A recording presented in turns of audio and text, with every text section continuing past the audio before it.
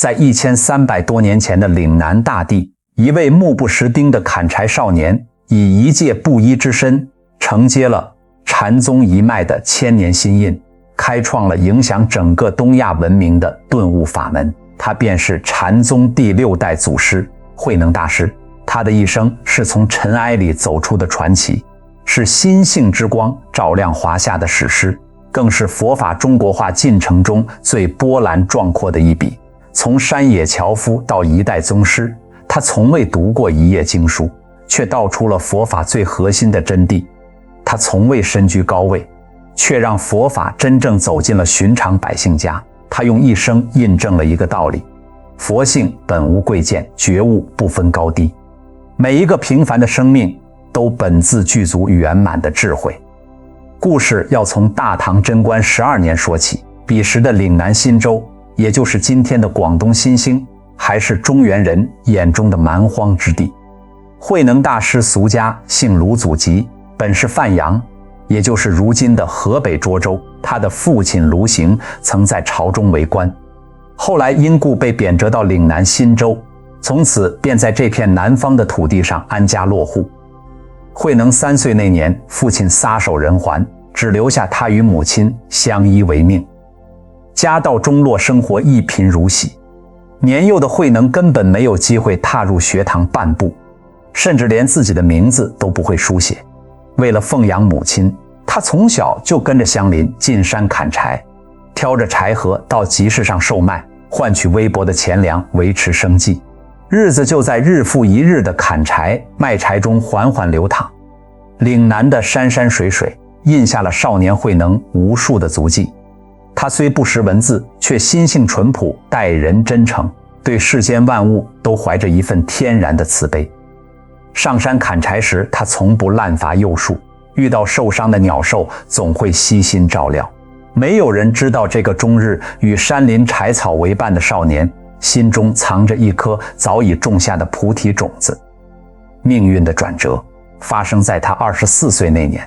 那一日，慧能像往常一样挑着柴禾进城，送到城中的客店里。就在他收了柴钱，准备转身离开时，客店中传来一阵清朗的诵经声。那声音不疾不徐，字字清晰，仿佛带着一股奇异的力量，瞬间抓住了慧能的心神。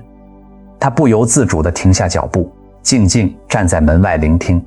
当经文中应无所住而生其心这8个字传入耳中的刹那，慧能只觉得心头轰然一震，仿佛有一道光破开了尘封已久的迷雾，整个人瞬间陷入了一种无比清明、无比舒畅的境界。世间的喧嚣仿佛都消失了，山川草木、日月星辰仿佛都在这一刻与自己融为一体。他怔怔地站在原地许久，才回过神来。他走到诵经的客人面前，恭敬地行礼问道：“请问居士所诵的是什么经？”客人告诉他，这是《金刚经》，是齐州黄梅县东禅寺的五祖弘忍大师所传授的经典，持诵此经便能明见自性，直至成佛。慧能听后，心中求法的念头再也按捺不住，他当下便下定决心要远赴黄梅，拜五祖弘忍为师，求取真正的解脱之道。可家中还有年迈的母亲需要奉养，这是他最大的牵挂。就在他左右为难之际，有一位好心的居士听闻了他的志向，主动资助了他10两银子，让他安顿好母亲的生活。慧能将银子悉数交给母亲，安顿好衣食起居，然后含泪拜别母亲，踏上了北上求法的漫漫长路。从岭南新州到湖北黄梅相隔数千里，一路山高水远，路途艰险。慧能风餐露宿，日夜兼程，凭着心中那股对佛法的赤诚与渴望，一步一步向着心中的圣地走去。这一段闻经发心的故事看似偶然，实则必然。佛法中常说素植得本，意思是过去生中早已种下了善根与慧根，今生只待一个因缘成熟的契机，便会破土而出。一句应无所住而生其心，为何能让一个目不识丁的樵夫当下心开意解？因为这句话恰恰触碰了他本自清净的自性。我们每个人的本心原本就像一面光洁的镜子，只是被后天的烦恼、执念、欲望层层覆盖。慧能的心中没有太多世俗的知见与杂念，所以当经文的智慧之光映照过来时，他能直接相应，当下便认出了自己的本来面目。这也正是慧能大师一生教法的起点。觉悟从来不是向外求得，而是向内唤醒。历经30余日的跋涉，慧能终于抵达了黄梅东山的东禅寺。这座寺院是当时禅宗的祖庭，五祖弘忍大师在此弘法，门下弟子有700余人，高僧辈出。慧能满心欢喜地前去礼拜五祖，可他刚一开口，便迎来了五祖的一句诘问。弘忍大师看着眼前这个衣衫朴素、带着岭南口音的青年，缓缓问道：“你是哪里人？来到这里，想要求取什么？”慧能恭敬地回答：“弟子是岭南忻州的百姓，远道而来，礼拜大师，唯求做佛，不求别的。”弘忍大师故意沉下脸来说道：“你是岭南人，又是逍遥之身，怎么能成佛呢？”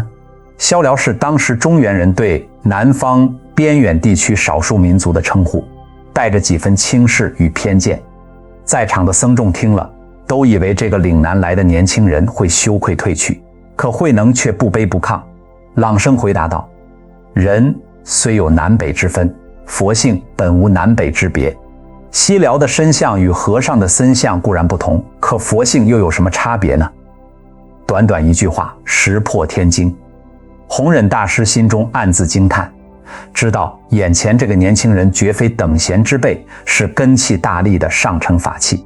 可他也明白，寺院之中人多口杂，若是太过显露慧能的天赋，恐怕会引来不必要的嫉妒与争端。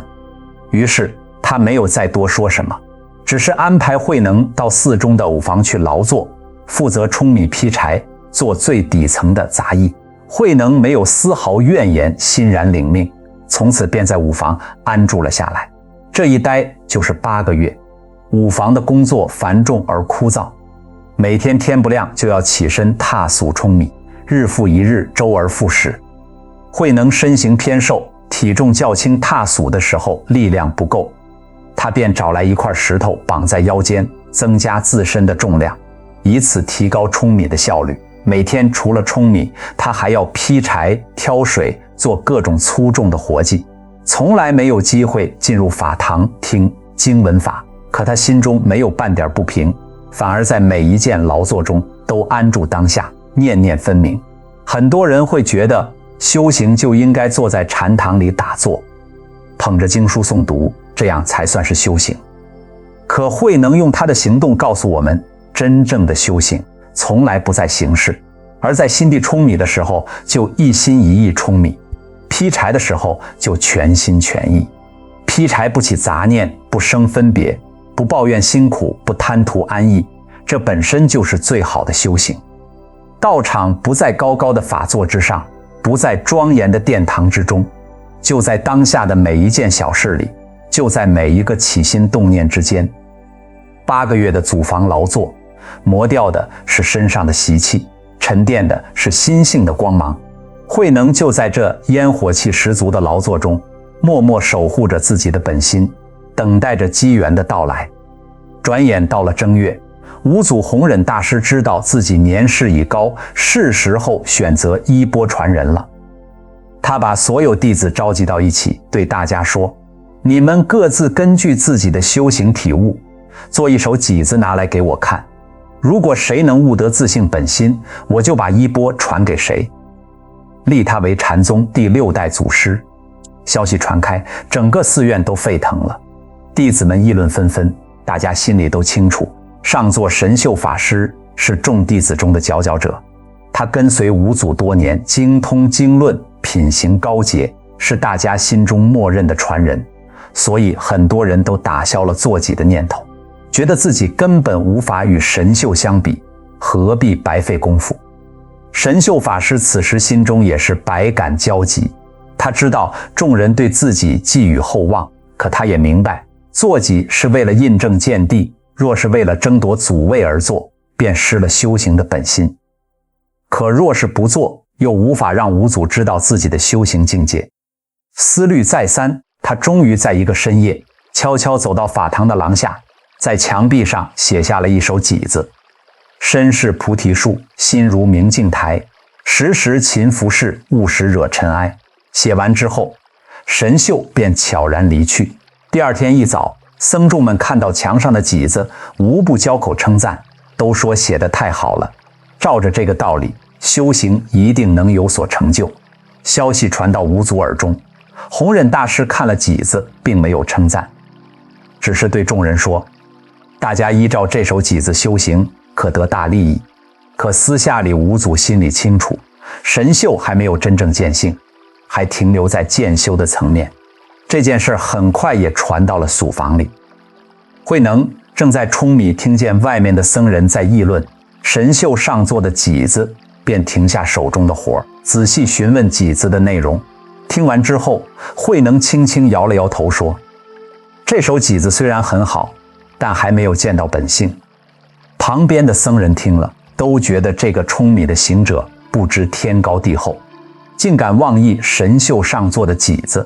慧能没有争辩，只是也口述了一首偈子，请一位认识字的居士帮忙，写在了神秀偈子的旁边：菩提本无树，明镜亦非台，本来无一物，何处惹尘埃。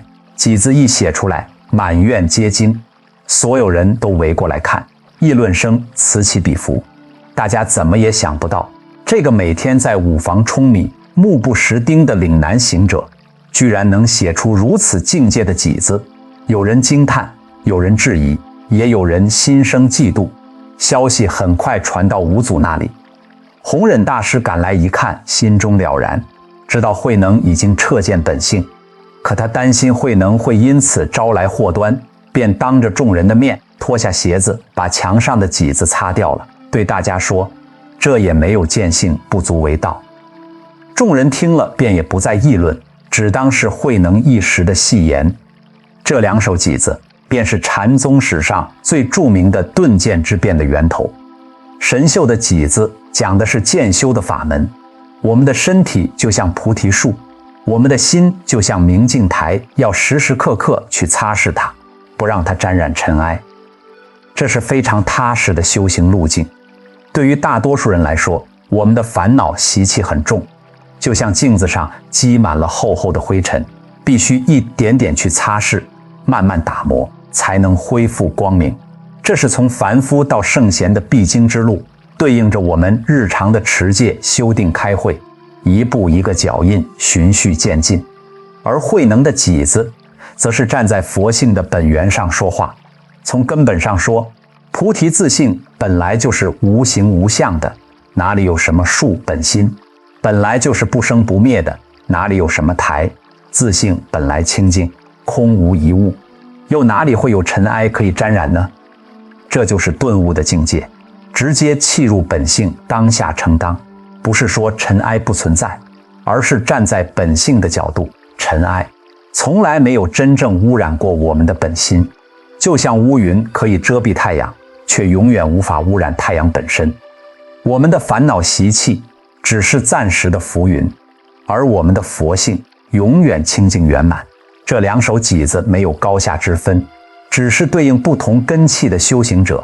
就像登山，有人一步一步拾级而上，有人乘缆车直抵山顶，路径不同，山顶的风景却是一样的。渐修是顿悟的基础，顿悟是渐修的圆满。五祖之所以擦掉慧能的偈子，不是不认可，而是一种保护。他知道，在大众还没有准备好的时候，太过锐利的智慧反而会给慧能带来杀身之祸。真正的慈悲从来不是一味的显露锋芒，而是懂得韬光养晦，等待合适的时机。当天夜里3更时分，弘忍大师悄悄来到了苏房。他看见慧能腰间绑着石头，正在认真地舂米，便开口问道：米熟了没有？慧能头也不抬，应声答道：米早就熟了，只是还欠筛一下。这一问一答全是禅机。五祖问米熟没熟，其实是在问慧能的修行是不是圆满了。慧能说米熟久矣，就是说自己已经见性，功夫成熟了。犹欠筛在，就是说还缺少老师的印证与肯定。五祖听了没有说话，只是用手中的锡杖在石舞上轻轻敲了3下，然后转身离去。慧能心中立刻会意，敲3下就是让他3更10分到五祖的禅房去相见。到了3更天，慧能悄悄来到五祖的禅房。弘忍大师用袈裟把窗户遮得严严实实，不让外面的人看见里面的情形，然后开始为慧能讲解《金刚经》。当讲到“应无所住而生其心”这一句时，慧能当下大彻大悟，所有的疑惑一扫而空，他情不自禁地脱口而出，连说了5句赞叹：何其自性，本自清净；何其自性，本不生灭；何其自性，本自具足；何其自性，本无动摇；何其自性，能生万法。这5句话便是慧能大师对自性最完整的体认。我们的自性本心本来就是清净的，没有任何污染，本来就是不生不灭的，超越了生死轮回，本来就是圆满具足的，不需要向外求取任何东西，本来就是如如不动的，不会被外境所转，本来就能衍生出世间万法，具足一切智慧与功德。原来我们苦苦追寻的佛，不在远方，不在他方，就在我们自己的心里。五祖弘忍知道慧能已经彻底开悟，便将禅宗的衣钵，也就是达摩祖师传下来的袈裟和钵盂，正式传授给慧能，立他为禅宗第6代祖师。同时，五祖郑重地嘱咐他，自古以来传法都是性命攸关的大事，你得到衣钵之后，一定会有人来争夺加害，你必须立刻离开这里，一路向南，记住逢怀则止，遇会则藏，暂时不要出来弘法，等待机缘成熟的那一天。慧能跪地接过衣钵，含泪问道：师父，我之后要往哪里去？又该在哪里安住弘法？五祖说：你只管向南走，到了淮吉一带就停下，遇到寺会的地方就隐藏起来，15年之后机缘自然会成熟。当天夜里，五祖亲自送慧能来到九江渡口，要亲自划船送他过江。慧能连忙说：师父，应该由弟子来划船，迷的时候靠师父度化，悟了之后就该自己度自己了。度的名字虽然一样，但用处却不同。慧能出生在边远之地，连字都不识承蒙师父传授心法，如今已经得悟自性，自然应该自性自度。五祖听了，欣慰地点头说道：正是如此，正是如此，以后佛法就靠你发扬光大了。师徒2人在渡口依依惜别，慧能带着衣钵踏上了南下的归途。而他不知道的是，一场围绕衣钵的追杀已经悄然拉开了序幕。慧能离开黄梅之后，一路向南而行。果然不出五祖所料，寺院中很多人得知衣钵传给了一个岭南来的行者，心中都愤愤不平，有不少人一路追赶，想要夺回衣钵。其中有一位名叫慧明的僧人，出家前曾是4品将军，性格刚烈，身手矫健，他追得最快，很快就在大庾岭追上了慧能。慧能见慧明追来，便把衣钵放在路边的石头上，自己躲进了草丛里。慧明赶到之后，伸手去拿衣钵，可无论他怎么用力，那袈裟钵盂就像长在了石头上一样，纹丝不动。慧明心中又惊又疑，知道这是佛法的力量，于是大声喊道：行者，行者，我是为求法而来，不是为夺衣钵而来。慧能这才从草丛中走出来，盘腿坐在石头上。慧明连忙上前顶礼，恭敬地说：恳请行者为我说法。慧能说：你既然是为求法而来，那就请你放下一切外缘，不要起善念，也不要起恶念。就在这个时候，看看你的本来面目是什么。慧明依言而行，静下心来，不思善，不思恶，万缘放下，一念不生。过了许久，慧能问道：“怎么样，在这个没有善、没有恶的当下，那个能知能觉的，是不是你的本来面目？”慧明一听，当下大悟，浑身汗流浃背，他再次跪拜，泪流满面地说：“我在黄梅多年，一直没有见到自己的本来面目，今天承蒙您的指点，终于明白了。就像人参喝水一样，冷了、热了，只有自己知道。您就是我的师父。”慧能说：“你既然已经明白了，那我们的师父都是五祖弘忍，你好好护持这份觉悟就好。”慧明又问：“除了刚才的密语密意之外，还有别的秘法吗？”慧能说：“能说出来的就不是密了。如果你能反观自己的本心，密意就在你自己身上。”慧明心悦诚服，拜别慧能之后，回到山下，对后面追来的人说：“我已经翻过岭了，前面没有看到慧能的踪迹，大家往别的方向找找吧。”众人听了，便纷纷改道去追，慧能这才得以脱身。这一段慧明追忆的公案，恰恰印证了慧能大师的教法：核心自性自度。真正的秘法不在师父那里，不在经典里面，而在每个人自己的心中。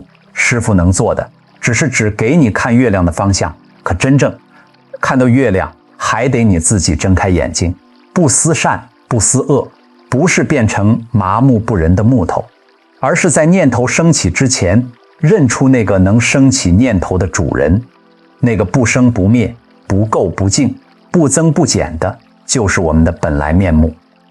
躲过了追杀之后，慧能按照五祖的嘱咐，来到了淮吉四会一带，也就是今天的广东肇庆境内。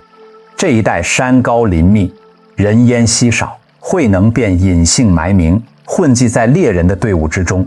这一葬就是15年，15年的时光，说长不长，说短不短。对于一个已经开悟的祖师来说，这不是逃避，而是沉淀猎人队伍的生活，与寺院的清静庄严截然不同。每天大家都在山林里捕猎杀生，吃肉饮酒，充满了烟火气，也充满了杀业。慧能身处其中，却始终守着自己的本心。每当猎人布置好捕兽的罗网，让他看守的时候，他总会悄悄把网里的活物放走。大家吃饭的时候，锅里煮的都是肉食，慧能就只吃肉锅旁边的蔬菜，也就是后人所说的肉边菜。有人问他为什么不吃肉，他就说自己只喜欢吃菜，从不显露自己的修行身份。15年里，他和猎人们一起翻山越岭，一起风餐露宿，看遍了人间百态，也尝尽了世间冷暖。他没有因为自己是祖师就高高在上，也没有因为环境污浊就怨天尤人。他随顺因缘，安住当下，在最平凡甚至最不堪的环境里守护着自己的觉悟，也在潜移默化中用自己的慈悲感染着身边的每一个人。很多人以为修行就要躲进深山古寺，远离尘世，眼不见为净。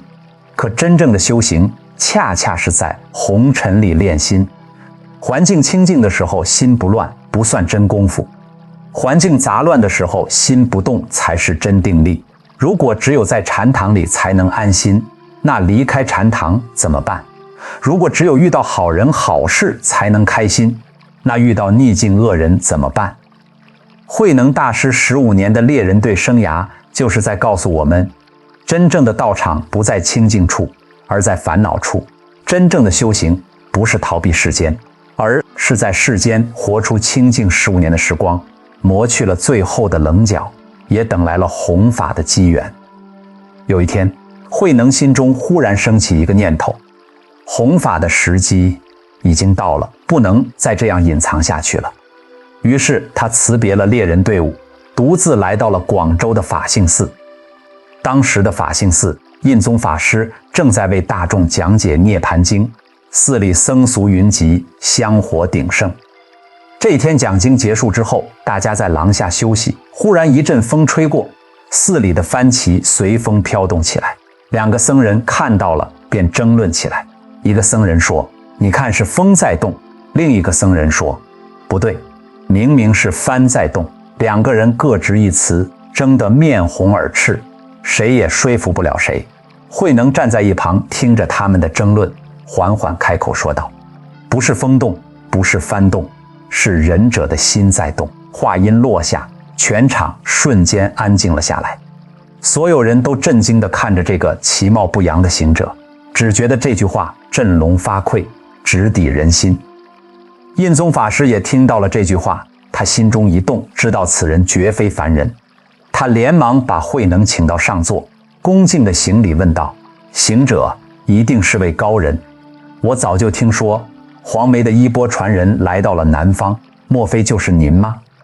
慧能见机缘已经成熟，便不再隐瞒，微笑着点了点头，将五祖传法的事情如实相告。印宗法师听后欢喜不已，当即就要拜慧能为师。慧能说自己还没有正式剃度出家，只是一个行者。于是在第2年的正月15日，印宗法师亲自为慧能剃发，又为他传授了具足戒。至此，24岁得法的慧能终于在39岁这一年正式成为一名僧人，开始了他弘法立生的生涯。这便是著名的风幡公案，也是禅宗史上最广为人知的一段典故。风动、幡动、心动，千百年来，无数人在这个公案里品味禅机。其实道理很简单，外境本身没有对错，也没有所谓的动与不动，风在吹，幡在飘，都是自然的现象，是我们的心生出了风动与幡动的分别，生出了争论与执着。我们生活中的所有烦恼本质上都是如此，事情本身并没有那么复杂，是我们的心动了，生出了好坏、对错、得失、荣辱的种种分别，于是烦恼便接踵而至。别人的一句话本来只是一句话，可我们的心一动，就生出了他在骂我，他看不起我的念头，于是愤怒、委屈、痛苦便都来了。遇到一件事，本来只是一件事，可我们的心一动，就生出了我真倒霉，我太幸运的执念，于是焦虑、傲慢便都来了。慧能大师一句仁者心动，点破了世间所有烦恼的根源。心若不动，风又奈何，幡又奈何。当我们的心安定了，不跟着外境跑，不跟着念头转，世间的一切纷扰都伤害不到我们。这就是禅宗最核心的智慧，万法唯心造境，由心转。想要改变世界，先改变自己的心；想要获得安宁，先守住自己的念。正式出家之后，慧能大师便在法性寺开坛讲法，一时间名声大振。没过多久，他便辞别了印宗法师，前往韶州曹溪的宝林寺，也就是后来的南华寺。从此慧能大师在曹溪住西弘法，一住就是36年。这36年里，他广收门徒，大产顿教，开创了禅宗南宗一脉，让顿悟法门传遍了大江南北。在曹溪的岁月里，慧能大师为大众开示了无数精妙的佛法，他的弟子法海将这些开示记录整理下来，变成了流传千古的六祖法宝《坛经》。这是中国佛教史上唯一一部由中国僧人所说，被尊称为经的著作。在佛教的传统里，只有佛陀所说的教法才能称为经，祖师的著作只能称为论，而《坛经》能被尊为经，足见慧能大师的思想在佛门中有着与佛陀同等的地位。慧能大师的教法核心可以用3句话来概括：无念为宗，无相为体，无住为本。所谓无念为宗，不是说什么都不想，像木头石头一样，而是在接触一切外境的时候，心中不执着，不留恋，就像雁过长空，影沉寒水。雁没有留下影子的意思，水也没有映照大雁的念头。事情来了就好好应对，事情过了就放下，心里不挂一丝痕迹。吃饭的时候好好吃饭，睡觉的时候好好睡觉，该工作的时候认真工作，该生活的时候安心生活。每一个念头都清清楚楚，明明白白，但不执着于任何一个念头。这就是无念，也是修行最核心的功夫。所谓无相为体，不是说要否定世间万物的形象，而是在接触一切相的时候，不被相所转，不执着于相，看到好看的不贪恋，看到难看的不厌恶，听到好话不骄傲，听到坏话不生气。外境的形象依然存在，但我们的内心不被它牵着走。就像莲花出淤泥而不染，身处尘世之中，心却不被尘世所染，不执着于财富的多少，不执着于地位的高低，不执着于容貌的美丑，不执着于他人的评价，离一切相，即名诸佛。所谓无住为本，就是不执着于任何一个念头，不执着于任何一件事情，好的不执着，坏的也不执着，顺境不执着，逆境也不执着。念头来了就来了，走了就走了，不追着它跑，也不抗拒它来，就像流水一样，念念相续，却没有一刻停留。我们的痛苦往往就来自于住于过去的遗憾，住于未来的焦虑，住于当下的执念。如果能做到念念不住，就没有什么能束缚我们，自然就能获得自在解脱。除了三无的核心，慧能大师还特别强调定慧一体。很多人以为修行要先修定，再开慧，先打坐入定，有了定力之后才能生出智慧。可慧能大师说，定和慧根本就是一体的，不是两个东西。定是慧的体，慧是定的用，就像灯和光一样，有灯就有光，没有灯就没有光。灯是光的本体，光是灯的作用。定和慧也是如此，定的时候智慧就在里面，慧的时候定力就在其中。不是先有定再有慧，也不是先有慧再有定，定慧等持本来不二。对于坐禅，慧能大师也给出了全新的定义。很多人以为坐禅就是盘腿打坐，一动不动，坐得越久功夫越深。可慧能大师说，真正的坐禅不是身体坐着不动，而是外离相为禅，内不乱为定，外在不执着于一切境界相，这就是禅。内心不被念头扰乱，安定不动，这就是定。如果只是身体坐着不动，心里却胡思乱想，妄念纷飞，那根本不叫坐禅。反过来，哪怕你在行住坐卧、穿衣吃饭之间，能做到外离相，内不乱，那就是真正的坐禅。最难得的是，慧能大师把修行彻底拉回了人间。他说，佛法在世间，不离世间，觉离世觅菩提，恰如求兔角。意思是，佛法就在世间的万事万物之中，觉悟也离不开日常的生活。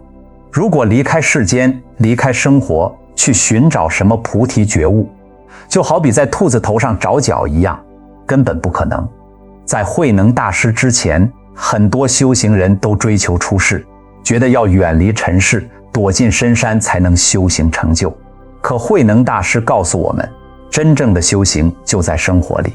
孝顺父母是修行，善待他人是修行，认真工作是修行，打理家庭是修行，砍柴挑水无非妙道，吃饭睡觉皆是禅机。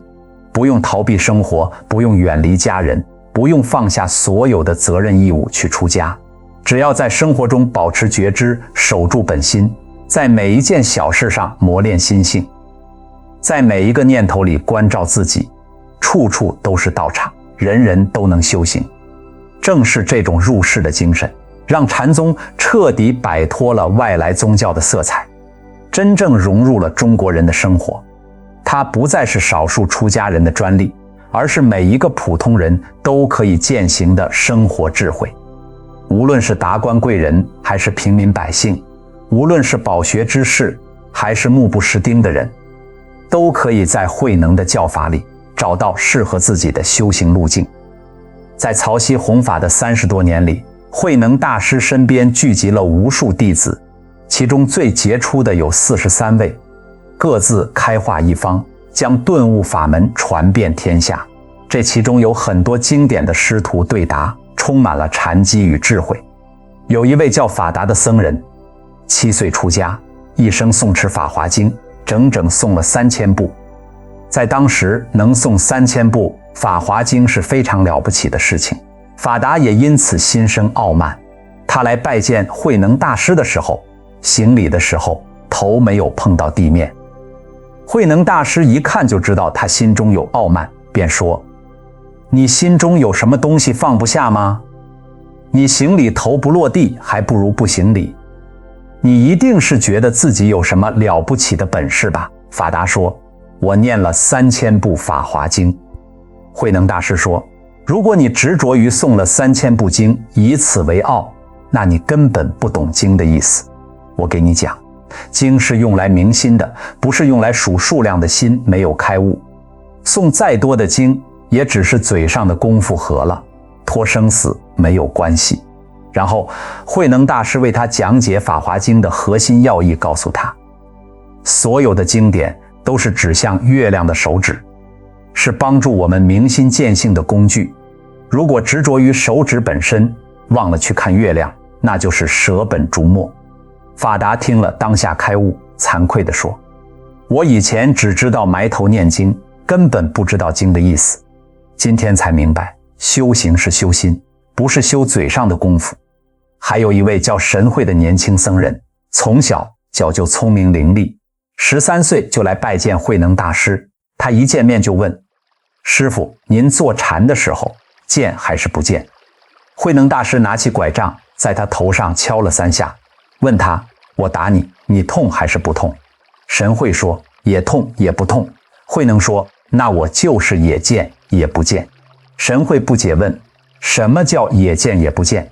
慧能说：我见的是自己的过错，我不见的是别人的是非好坏，所以说也见也不见。你说也痛也不痛是怎么回事？如果不痛，你就和木头石头一样；如果痛，你就和凡夫一样，会生起嗔恨心。你问我见不见，是在拿问题刁难我；你说痛不痛，是在执着自己的感受。你还没有见性，就敢在这里卖弄口舌。神会听了，又惭愧又佩服，从此便留在慧能身边，潜心修行。后来正是这位神会大师，在慧能圆寂之后，北上洛阳，与北宗的禅师辩论，在华台大会上确立了南宗顿悟法门的正统地位，让慧能的教法传遍了中原大地，最终成为禅宗的主流。这些机缘公案看似各不相同，本质上却都是一样的。应机说法，直指人心。慧能大师从来不会给你一套固定的理论，也不会让你照着一个模板去修行。他总是根据不同的人、不同的执念、不同的根器，用最恰当的方式点醒你心中的迷惑，让你回头认出自己的本来面目。因为他知道，真正的智慧从来不是别人灌输给你的，而是你自己本有的师父能做的，只是帮你拿掉覆盖在智慧上的尘埃，让你自己的光芒显现出来。在慧能大师弘法的同时，北方的神秀大师也在弘传渐修法门。神秀大师后来被武则天迎请到长安、洛阳，成为两京法主三帝国师，受到皇室的尊崇。北宗禅法盛极一时，当时天下修禅的人大多只知道神秀，不知道慧能南北两宗，一个在朝，一个在野，一个主剑，一个主盾，形成了南能北秀的格局。很多人会拿两位祖师做比较争论，谁高谁低，谁对谁错。其实两位大师都是五祖的弟子，都是真正的开悟者，只是接引众生的法门不同而已。神秀大师的渐修适合根基稍钝的人循序渐进，稳扎稳打。慧能大师的顿悟适合根气大力的人直下承当，当下解脱。法门没有优劣，只看是否应机。慧能大师自己也从来没有贬低过神秀大师。有一次，神秀大师派自己的弟子志诚来曹溪听法，嘱咐他把听到的都记下来，回去讲给自己听。志诚到了曹溪，混在弟子中间听法，慧能大师一眼就认出来了，对大众说：今天有一个道法的人藏在你们中间。志诚连忙出来承认，说明来意。慧能大师没有生气，反而对他说：你师父教你们的方法是什么？志诚说：我师父常教我们住心观静，长坐不卧。慧能说住心观静，是病不是禅，长坐不卧，对身体也没有好处。真正的修行不在身体的姿势，而在心地的觉悟。你回去之后，把我的话告诉你，师父，我们都是五祖的弟子，传承的是同一个心法，只是接引的方式不同。不要有南北之分，不要有高下之争。从这件事就能看出两位祖师的胸襟。真正的悟道者，心中没有门户之见，没有胜负之心。他们关心的从来不是自己的宗派是不是第一，而是众生能不能得度。北宗盛极一时，却因为过于依赖朝堂，在唐朝中期的战乱中逐渐衰落。而南宗禅因为扎根民间，深入生活，反而越来越兴盛，最终成为了中国禅宗的主流。慧能大师的弟子们后来分化出了很多支脉，其中最主要的是南岳怀让和清源行思两大法系。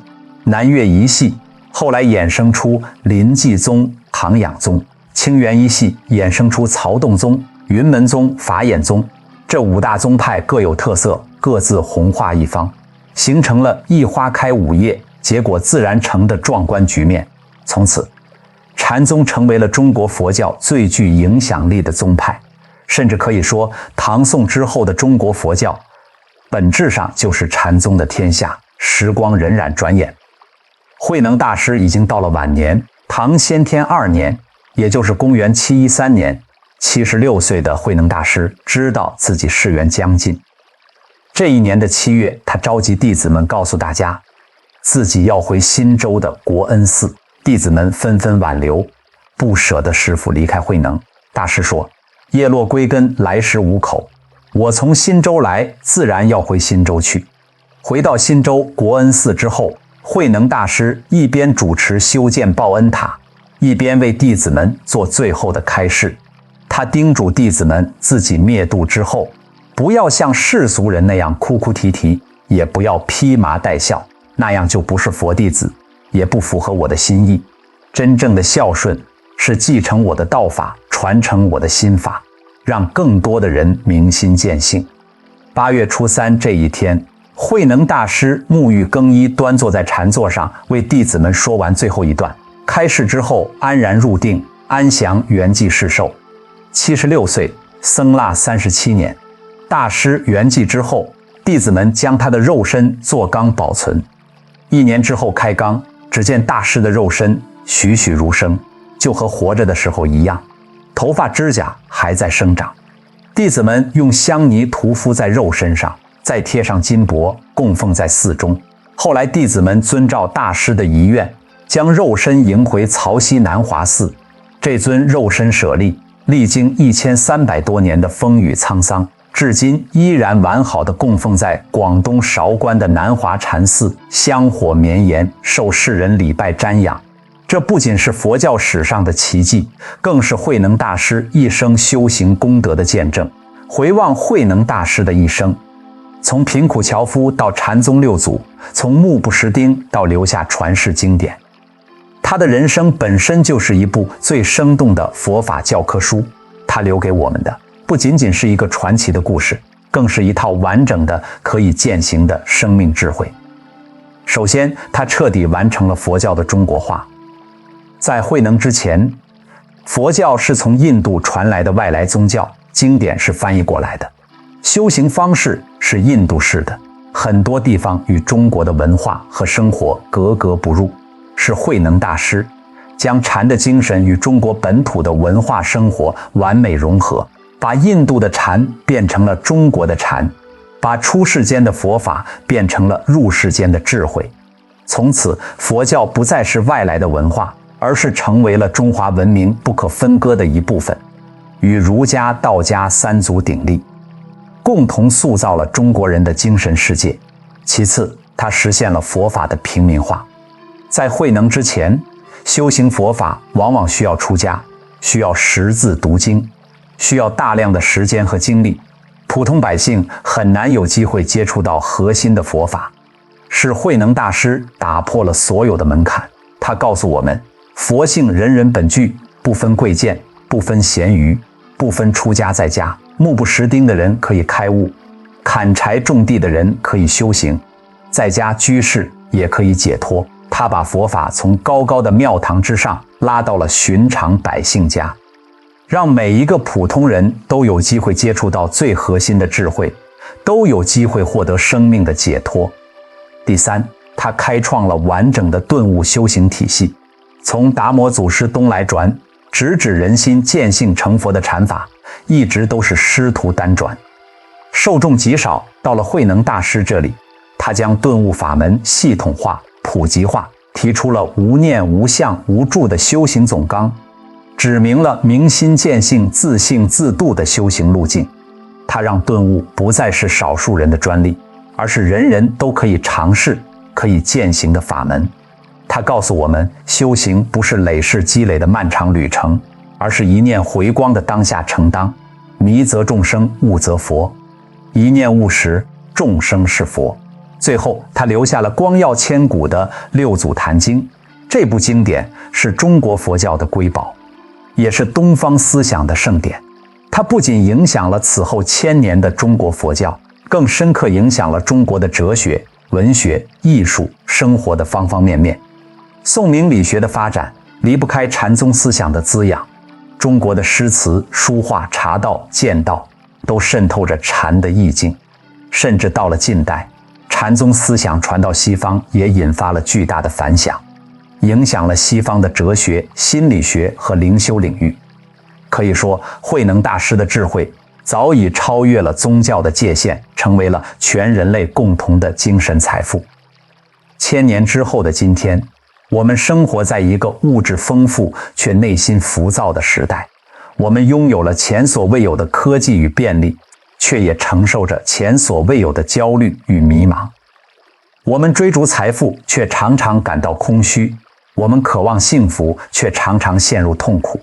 我们总以为问题出在外境，总想着改变别人、改变环境、改变世界，却很少回头看看自己的心。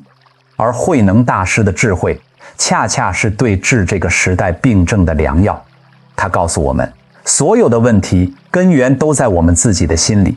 心乱了，世界就乱了；心安了，世界就安了。我们不需要向外追逐什么，因为我们本自具足；我们不需要逃避什么，因为我们本自清净。真正的幸福不在远方，不在未来，就在当下的每一个觉知里。